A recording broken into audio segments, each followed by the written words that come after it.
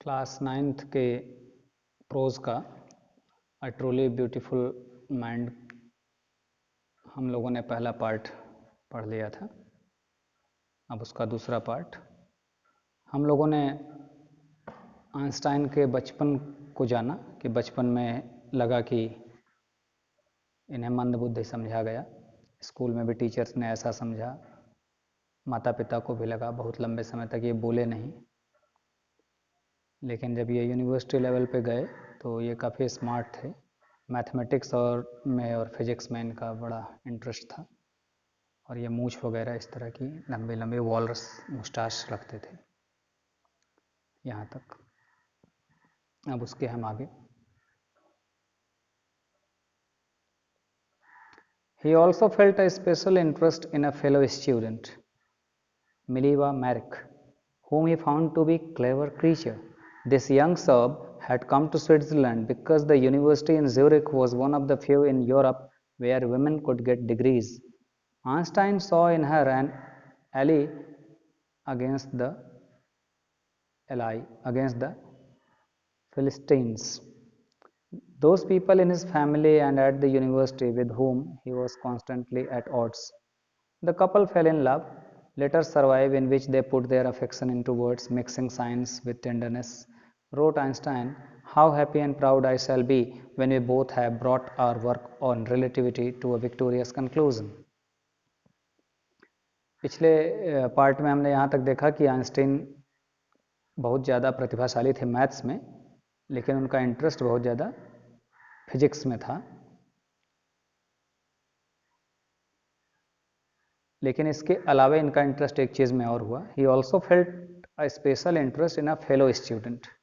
साथ एक विद्यार्थी और थे उनके, फिजिक्स और मैथ्स के अलावा उनका उसमें भी बड़ा इंटरेस्ट हुआ। उस स्टूडेंट का नाम है Mileva Maric, whom he found to be clever creature, जिनको उन्होंने लिखा है क्लेवर क्रीचर, यानी बहुत ही चतुर जीव, बहुत ही चालाक जीव, ऐसा लिखा है मिलीवा मैरिक के बारे में। This young Serb had come to Switzerland, ये सर्बिया के रहने वाली, सर्बिया के रहने वाले को सर्ब कहते हैं, जैसे इंडिया के रहने वाले को इंडियन कहते हैं, चाइना के रहने वाले को चाइनीज़ कहते हैं, सर्बिया को। तो ये जो जवान सर्ब की रहने वाली थी, हैड कम टू स्विट्जरलैंड, ये स्विट्जरलैंड इसलिए आई थी क्योंकि स्विट्जरलैंड में जो यूनिवर्सिटी इन ज्यूरिख था, ये एक ऐसी यूनिवर्सिटी थी यूरोप में जहाँ महिलाओं को डिग्री लेने का अधिकार था, परमिशन था। ओनली फ्यू, बहुत ही कम थे। ये उस समय हर जगह की यही हालत थी कि इस्लामिक अटैक के बाद ये हर जगह हुआ था कि महिलाओं को लोग घरों में छिपाने लगे, बचा के रखने लगे थे, क्योंकि इस्लामिक अटैक जहाँ जहाँ हुआ वहाँ रेप कंसिस्टेंटली हुए, महिलाओं के साथ अत्याचार, उठा ले जाना, उन्हें बेच देना सेक्स स्लेव्स बना के। तो हर जगह वही हुआ, इसीलिए भारत में भी महिलाएं शिक्षा में पिछड़ गई, उस समय उस पर रोक लग गई। किसी भी समाज में होगा, इसको इतनी आसानी से समझ सकते हो कि अगर तुम्हारे गांव का माहौल, चार लुच्चे अगर रास्ते में बैठ रहे हैं, छेड़ रहे हैं आते जाते, तो तुम अपने घर के बहू बेटियों को नहीं चाहोगे कि बाहर निकलें। तो ऐसा तो वो इसलिए आई थी। इस चीज़ को क्लियर कर रहा है कि सर्बिया से स्विट्जरलैंड क्यों आई, क्योंकि जो यूनिवर्सिटी और ज्यूरिख थी, कुछ ही यूनिवर्सिटीज़ ऐसी थी जहाँ महिलाओं के लिए शिक्षा दीक्षा का प्रबंध था।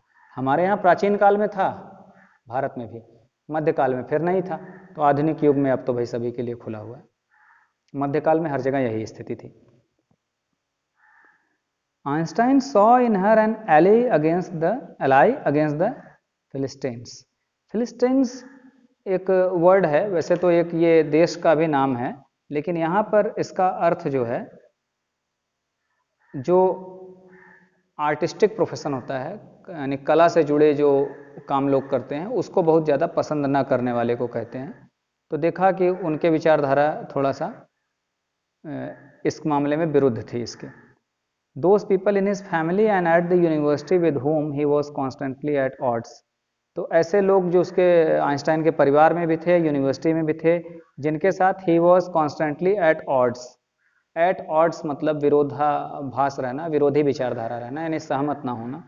तो ऐसे लोगों से वो कभी सहमत नहीं रहे, चाहे अपने परिवार में रहे हों, चाहे विश्वविद्यालय में रहे हों। यानी वो कला को भी पसंद करते थे, जो लोग कला को नापसंद करते थे उनके विरुद्ध रहे ये। तो ये लड़की भी ऐसी थी कि कला को नापसंद करने वालों के विरुद्ध ही थी। The couple fail in love, तो ये जोड़ा फेल इन लव, प्रेम हो गया दोनों में। Letters survive in which they put their affection into words, तो लेटर्स अभी हैं, पाए जाते हैं, लेटर्स हैं सुरक्षित, को अपने फीलिंग्स को, अफेक्शन को, अपने प्रेम को शब्दों में लिखा। Mixing science with tenderness, science जो बड़ा नीरस, बड़ा माना था कठोर, उसको टेंडरनेस, कोमलता, यानी दोनों साइंस के स्टूडेंट, तो उसमें साइंस पढ़ते हुए अपने शब्दों में उन्होंने प्रेम की चर्चा की। रोट आइंस्टाइन, आइंस्टाइन लिखता है, how happy and proud I shall be when we both have brought our work on relativity to a victorious conclusion, कि हम कितने प्रसन्न, मैं कितना प्रसन्न और गौरवान्वित अनुभव करूंगा जब हम दोनों, we both have brought our work on relativity, तो रिलेटिविटी पे जो हम काम कर रहे हैं हम दोनों मिलकर इसको टू अ विक्टोरियस कंक्लूजन, इसको एक अंतिम निष्कर्ष पे पहुंचाएंगे जब हम विजयी हो जाएंगे अपने इस रिसर्च में, तो उस दिन मैं कितना गौरवान्वित और प्रसन्न होऊंगा। In 1900, at the age of 21, Albert Einstein was a university graduate and unemployed, यानी सन 1900 जब आया तो इनका ग्रेजुएशन पूरा हो गया, यूनिवर्सिटी से ये ग्रेजुएट हो चुके थे, लेकिन 21 वर्ष की आयु में, लेकिन अनएम्प्लॉयड थे, इनके पास कोई काम धंधा नहीं था, काम नहीं मिला था। He worked as a teaching assistant, gave private lessons and finally secured a job in 1902 as a technical expert in the patent office in Bonn. तो जब इनका ग्रेजुएशन पूरा हो गया, ये ग्रेजुएट हो गए वहाँ से, तो ये टीचिंग असिस्टेंट, सहायक, पढ़ाने लिखाने में जो हेल्प करता है उसका ये काम करने लगे, प्राइवेट पढ़ाते थे। And finally secured a job in 1902, 1902 में इनको एक सुरक्षित नौकरी मिल गई as a technical expert in the patent office in Bern. Bern शहर में पेटेंट ऑफिस है, उसमें इनको टेक्निकल एक्सपर्ट की नौकरी मिल गई उस ऑफिस में। टेक्निकल एक्सपर्ट तुम लोग समझ रहे हो, तकनीकी जानकारी जो रखने वाला होता है वो, और ये पेटेंट ऑफिस क्या होता है ये मैं बता दूं तुम्हें थोड़ा सा। जब हम कोई नई चीज़ बनाते हैं, कोई नई चीज़ को अपने हिसाब से बनाते हैं नया, तो उसको हम पेटेंट करा लेते हैं अपने नाम से, जिससे कोई दूसरा उसकी कॉपी ना कर पाए। जैसे कोई भी ब्रांड है, जैसे मान लो पार्ले जी, तो पार्ले जी एक पेटेंट है। अब पार्ले जी के नाम से अगर तुम लोग या कोई भी और कुछ बना के ऐसे बेचेगा तो वो जेल चला जाएगा, उनके नाम से वो पेटेंट हो चुका है, ये होता। तो वो ऑफिस था, तो उसमें इन्हें काम मिल गया। While he was supposed to be assessing other people's inventions, Einstein was actually developing his own ideas in secret. अब वहाँ टेक्निकल एक्सपर्ट है तो क्या करना था इनका काम, कि जो लोग अपना इन्वेंशन करें, आविष्कार करके लाएंगे, तो उसको एसेस करना। एसेस मतलब उसका मूल्यांकन करना, जांच करना कि भाई ये कहीं किसी की नकल तो नहीं है, ओरिजिनल है कि नहीं, नया है कि नहीं, तो उस पर पेटेंट का राइट देना था उनको। तो वो इनको करना चाहिए था, या ये लोग मानते थे कि भाई वो नौकरी कर रहे हैं तो यही करेंगे। लेकिन Einstein was actually developing his own ideas in secret, लेकिन सीक्रेट रूप से चोरी चोरी वो अपने आइडियाज को भी डेवलप कर रहे थे, वहाँ अपनी विचारधारा को विकसित कर रहे थे। He is said to have jokingly called his desk drawer at work the Bureau of Theoretical Physics. ऐसा कहा जाता है कि वो मजाक में ही अपने डेस्क ड्रॉयर को कहते थे, काम पे, एट वर्क, काम पे जो डेस्क था, मेज होती है बड़ी सी, पहले तो ऐसा कल्चर था, अभी ऑफिसेज में जाओगे तो बहुत बड़ी बड़ी मेजेस होती हैं, खासतौर से पुराने ऑफिसेज में, तो उसमें ड्रॉर्स बने होते जो खींचते हैं, जिसमें हम सामान रखते हैं। तो उस ड्रॉर को वो मजाक में कहते थे ब्यूरो ऑफ थियोरेटिकल फिजिक्स, यानी थियरी फिजिक्स का एक ब्यूरो, एक कार्यालय ही उस ड्रॉ को नाम देके मजाक में कहते थे, यानी अपने पढ़ाई लिखाई से संबंधित, अपने रिसर्च से संबंधित चीज़ें उसमें वो रखते थे। One of the famous papers of 1905 was Einstein's special theory of relativity, according to which time and distance are not absolute.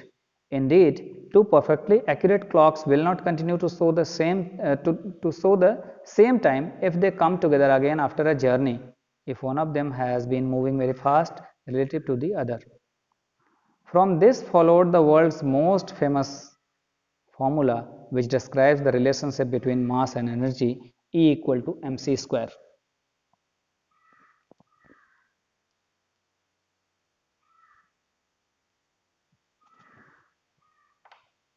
जब कोई रिसर्च करता है या खोज करता है, चाहे वो साइंस में हो या किसी भी विषय में, तो पेपर्स छपवाता है अपना, जर्नल्स होते हैं, पहले कम थे, अब तो बहुत सारे जर्नल्स हैं, लेकिन कुछ जर्नल्स में छपना बड़े गर्व की बात होती है। तो वहाँ साइंस के जो जर्नल आते थे उसमें 1905 में घटना हुई कि बहुत ही कम पेपर फेमस हो पाते हैं, जैसे कई गाने आते हैं, कई फिल्में आती हैं, कुछ ही फेमस हो पाती हैं। तो वैसे जो बहुत ही फेमस पेपर्स हुए, उनमें एक पेपर 1905 में बड़ा प्रसिद्ध हुआ, वो आइंस्टाइन का पेपर था, जिसका नाम था special theory of relativity.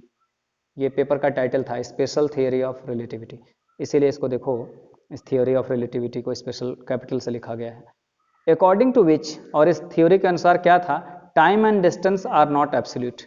Absolute यानी स्थिरांक, लोग मानते थे कि हाँ दूरी भी निश्चित है, स्थिर है, और समय भी, तो कहते हैं ये दोनों स्थिर नहीं है, स्थिरांक नहीं हो सकते।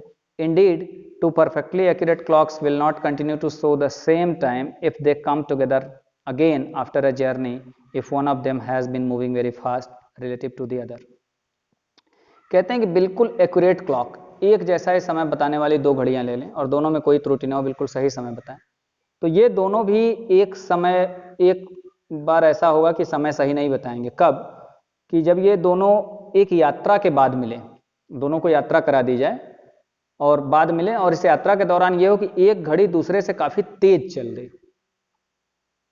डिस्टेंस कवर करे लेकिन एक तेज चल के कवर करे, एक स्लो मोशन में, तो बाद में लाओगे तो दोनों के समय में अंतर पाया जाएगा।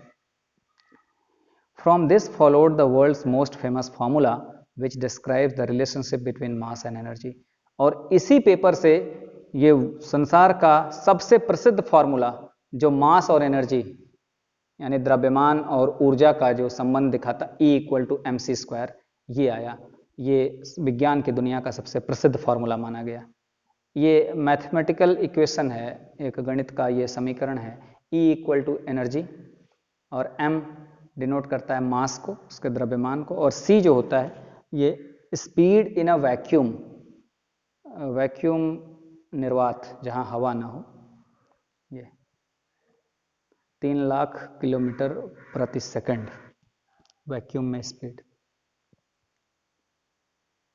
अब आइंस्टाइन ने रिलेटिविटी को समझाने के लिए बड़ा अच्छा सा एक मजाकिया सा उदाहरण दिया था, रिलेटिविटी क्या होता है। When you sit with a nice girl for 2 hours, it seems like 2 minutes. When you sit on a hot stove for 2 minutes, it seems like 2 hours. That is relativity. कहते हैं कि अगर आप किसी सुंदर लड़की के साथ बैठे हो, अब ये उदाहरण मर्दों के लिए है, अगर ये महिलाओं के लिए है तो फिर उल्टा समझ लो। कहते हैं कि अगर आप किसी सुंदर लड़की के पास बैठे हो और 2 घंटे तक बैठे रहो, उसके साथ 2 घंटे का समय बिताओ, तब भी ऐसा लगता है कि जैसे 2 मिनट ही बीते हैं, यानी वो समय इतना अच्छा लगता है कि बहुत ही कम लगता है। और अगर किसी गरम गरम स्टोव पे बैठा दिया जाए, केवल 2 मिनट बिताना हो कि भाई इस गरम स्टोव पे या बहुत किसी गरम जगह पे 2 मिनट बैठने को कहा जाए, तो ऐसा लगता है 2 घंटे हो गए, वही समय बीतता नहीं, बिताए नहीं बीतता। यही रिलेटिविटी है, यही सापेक्षता का सिद्धांत है। While Einstein was solving the most difficult problems in physics, his private life was unraveling. जब आइंस्टाइन फिजिक्स के सबसे कठिन समस्याओं को हल कर रहे थे, उनका जो निजी जीवन था वो अनरेवलिंग यानी डिस्टर्ब हो रहा था, असफल हो रहा था। Albert had wanted to marry Mileva right after finishing his studies. Albert चाहते थे कि जैसे ही पढ़ाई खत्म हो तुरंत मिलीवा से वो विवाह कर लें, but his mother was against it. लेकिन आइंस्टाइन की माँ इस विवाह के विरुद्ध थी। She was also bothered by Mileva's intelligence. Sorry. She thought Miliva, who was 3 years older than her son, was too old for him. She was also bothered by Miliva's intelligence. She is a book like you, his mother said. Einstein put the wedding off. तो पहले भी बताया कि Einstein को भी ये मिलीवा जब मिली तो आइंस्टाइन उसको बहुत क्लेवर क्रीचर कहते थे, यानी बहुत चालाक, काफ़ी तेज मस्तिष्क की थी वो महिला भी। तो माँ विरुद्ध थी इस विवाह के, क्यों? She thought Miliva who was 3 older than her son. तो पहला कारण ये था कि मिलीवा, पहली बात तो उनके अपने लड़के से यानी आइंस्टाइन से 3 साल बड़ी थी, was too old for him. तो आइंस्टाइन की माँ कहती तुम्हारे लिए तो बहुत बूढ़ी है, इसकी उम्र बहुत ज़्यादा है तुम्हारे हिसाब से, पहली। दूसरी, she was also bothered by Miliva's intelligence. मिलीवा की जो बुद्धिमानी थी, जो उसकी बौद्धिक क्षमता थी, उससे भी उन्हें चिंता थी। She is a book like you. वो बिल्कुल तुम्हारी तरह एक पुस्तक जैसी है। His mother said, उनकी माँ ने कहा था। Einstein put the wedding of, और इसीलिए आइंस्टाइन ने यह विवाह टाल दिया। यानी निजी जीवन में ढेर सारा झंझावात चल रहा था, विवाह नहीं कर पाया प्रेम करने के बावजूद। The pair finally married in January 1903 and had 2 sons. लेकिन अंत में ये जोड़ा जनवरी 1903 में विवाहित हो गया, इन्होंने विवाह किया और इनके 2 बेटे हुए। But a few years later, लेकिन कुछ ही सालों के बाद द मैरिज फॉल्टर्ड, ये मैरिज असफल हो गई। फॉल्टर्ड यानी कमियां आने लगी इसमें ढेर सारी। Mileva meanwhile was losing her intelligence, ambition and becoming an unhappy housewife. अब मिलीवा, इस दौरान हुआ क्या, शादी हुई, बच्चे हुए, ये लोग शादी करने के बाद लगभग 15-16 साल एक साथ रहे थे दोनों। तो मिलीवा बहुत इंटेलिजेंट थी, ये पहले भी मैंने बताया। तो अब विवाह के बाद हो क्या रहा था कि बच्चे हो गए, बच्चों की जिम्मेदारी माँ पर ही आ जाती है, उनको पालन पोषण करने में माँ का ज़्यादा योगदान होता है पिता के अपेक्षा। तो वो पूरी इंटेलिजेंस, जो उनकी एक एम्बिशन, एक महत्वाकांक्षा होती है बौद्धिक व्यक्ति की, तो वो नष्ट हो रही थी। और ऐसा लग रहा था कि वो हाउसवाइफ बिल्कुल घरेलू महिला बन गई, कामकाजी महिला। तो अनहैप्पी, वो अप्रसन्न रहने लगी, झगड़े वगड़े होने लगते हैं। अगर किसी परिवार में कोई औरत महत्वाकांक्षी हो और उसको इस तरह की परिस्थितियां मिल जाएं तो कलह होता है परिवार में। After years of constant fighting the couple finally divorced in 1919। तो सालों तक कांस्टेंट फाइटिंग, लगातार लड़ाई झगड़े चलते रहे आपस में, और अंत में ये जोड़ा तलाक लेकर अलग हो गया 1919 में, यानी 1919 में ये दोनों अलग हो गए, तलाक ले लिए एक दूसरे से। Einstein married his cousin Elsa the same year. उसी साल दूर के रिश्ते में उनकी चचेरी या ममेरी या फुफेरी बहन लगती थी। कज़न एक वर्ड है, चचेरी ममेरी फुफेरी सभी के लिए यूज़ होता है, या चचेरा ममेरा फुफेरा सभी के लिए। तो कहीं दूर के रिश्ते में एल्सा नाम की एक लड़की थी। उसी साल 1919 में उन्होंने दूसरा विवाह भी कर लिया। यहाँ तक हम लोग रखते हैं इस वीडियो में, बाकी हम अगले पार्ट में देखेंगे।